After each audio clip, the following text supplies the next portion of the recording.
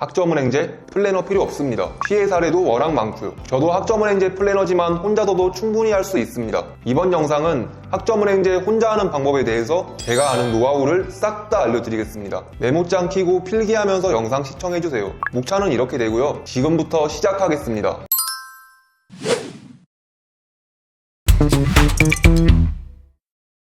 주의사항을 말씀드리기 전에 정말 많은 분들께서 헷갈려 하시는 학습자 등록에 대해서 먼저 말씀드리겠습니다. 학습자 등록은 1, 4, 7, 10월 1년에 딱 4번만 신청이 가능하고 과정을 진행하시는 동안 한 번만 해주시면 됩니다. 간혹 1월 학습자 등록 기간을 놓쳤는데 4월에 학습자 등록을 하고 그때부터 수업을 들어야 하나요? 라고 물어보시는 분들 정말 많은데요. 학습자 등록은 학위 신청 마감일 75일 전까지만 해주시면 되기 때문에 미리 수업을 듣고 추후에 해주셔도 괜찮습니다. 간단하게 학습자 등록 주요사항에 대해 알았다면 이제 학위를 취득해야겠죠? 학점은행제 학위는 전문학사, 학사 두 가지로 나뉘어집니다. 전문학사의 경우 80학점, 학사학위의 경우 140학점을 취득해주셔야 하는데요. 여기서 주의해주셔야 하는 부분은 필수학점과 선택학점이 나뉘어진다는 점입니다. 전문학사는 전공 45학점 이상, 교양 15학점 이상을 필수적으로 충족시키면서 일반 학점은 20학점을 넘어가서는 안 되고요. 학사는 전공 60학점, 교양 30학점 이상을 충족시키면서 일반 학점은 50학점을 넘어가서는 안 됩니다. 이 부분을 제대로 숙지하지 않고 진행하게 되면 학위가 나오지 않는 상황이 벌어질 수도 있으니 꼭 기억해주세요. 추가로 많은 분들께서 헷갈려 하시는 부분인데요. 일반 학점은 선택학점이라 무조건 취득하실 필요가 없습니다.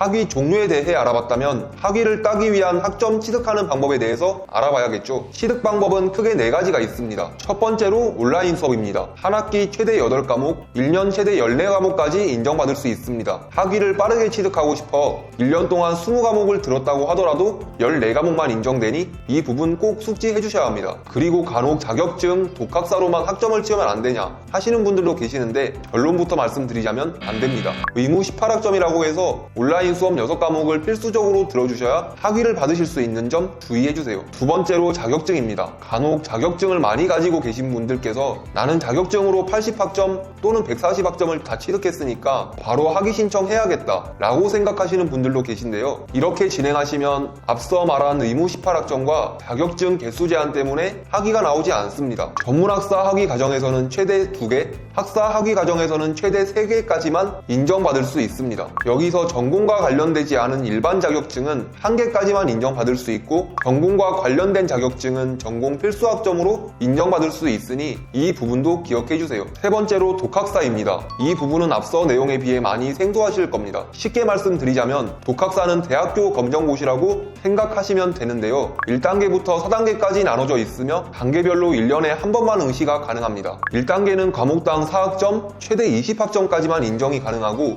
2단계부터 4단계까지는 과목당 5학점, 최대 30학점까지 인정이 가능합니다. 1단계는 모두 교양 과목이지만 2단계부터는 전공시험으로 들어가니 교양으로 인정이 안 되는 과목들이 많습니다. 사진 올려드릴 테니 꼭 참고하시면서 계획 세워주세요. 마지막으로 전적대 학점입니다. 만약 한 번이라도 대학교를 다닌 경험이 있다면 중퇴를 했더라도 전적대 학점을 활용할 수가 있는데요. 2년제를 졸업했다면 최대 80학점, 3년제를 졸업했다면 최대 120학점까지 활용하실 수 있습니다. 하지만 여기서 중요한 점은 전적대에서 들은 교양 과목은 모두 교양으로 인정받을 수 있지만 전공 과목은 무조건 전공학점으로 인정받는 건 아닙니다. 이 부분은 말로 설명하는 것보다는 뒤에 이어질 계획 세우는 과정에서 보여드리도록 하겠습니다. 4년제를 졸업하신 분들은 전적대 학점은 활용하실 수 없지만 타전공 제도를 활용하실 수가 있는데요. 타전공 제도란 새로운 전공의 학위를 하나 더 취득하는 제도입니다. 기존에 가지고 있던 학위는 사라지지 않고요. 4년제를 졸업하신 분들은 타전공 학사, 타전공 전문학사 학위를 취득하실 수 있고 전문대를 졸업하신 분들은 타전공 전문학사 학위만 취득이 가능합니다. 타전공 학사 학위 과정을 진행하신다면 전공 48학점을 취득해 주셔야 하고 타전공 전문학사 학위 과정을 진행하신다면 전공 36학점을 취득해 주셔야 합니다. 주의해 주셔야 할 부분은 이 과정에서는 전공과 관련된 자격증만 딱 1개까지만 인정받을 수 있습니다. 첫 번째로 고졸인 분들께서 경영 전문학사를 취득하는 계획입니다. 앞서 말씀드렸다시피 온라인 수업은 1년 최대 14과목, 한 학기 최대 8과목을 들으실 수 있다고 했죠. 우선 1학기 8과목, 2학기 6과목을 채워보겠습니다. 이렇게 42학점을 취득했으니 나머지 38학점을 더 채워야겠죠. 고졸인 분들은 전적대학점은 없기 때문에 자격증과 독학사를 활용해보겠습니다. 전문학사 과정에서는 자격증 최대 2개까지 인정이 가능하니 비교적 가장 쉽고 빠르게 취득이 가능한 매경 테스트와 SMAT 자격증을 취득하겠습니다. 그럼 10학점이 부족하네요. 이럴 때는 독학사를 활용하시면 됩니다. 지금 이 영상을 찍고 있는 날짜를 기준으로 독학사 1단계는 원서 접수 기한이 끝났기 때문에 독학사 2단계를 활용해보겠습니다. 2단계는 과목당 5학점을 인정받을 수 있다고 했죠. 이렇게 하니 80학점이 딱 맞아떨어집니다. 전공 45학점 이상, 교양 15학점 이상, 일반은 20학점을 넘어가지 않아서 전문학사 취득이 가능합니다. 앞서 말씀드렸듯이 교양 과목은 교양학점으로 그대로 인정을 받을 수 있다고 했었죠. 교양학점으로 기입해보겠습니다. 전공학점 분류하는 방법에 대해서 알아보겠습니다. 우선 국가평생교육진흥원 학점은행제 홈페이지에 들어가서 학습 지원란에 있는 학점인정 표준 DB를 클릭해줍니다. 찾기를 누르셔서 원하시는 학위와 원하시는 전공을 선택해서 데이터베이스를 검색해보겠습니다. 데이터베이스가 있네요. 검색해보겠습니다. 전공학점으로 인정받을 수 있기 때문에 전공학점으로 기입하겠습니다.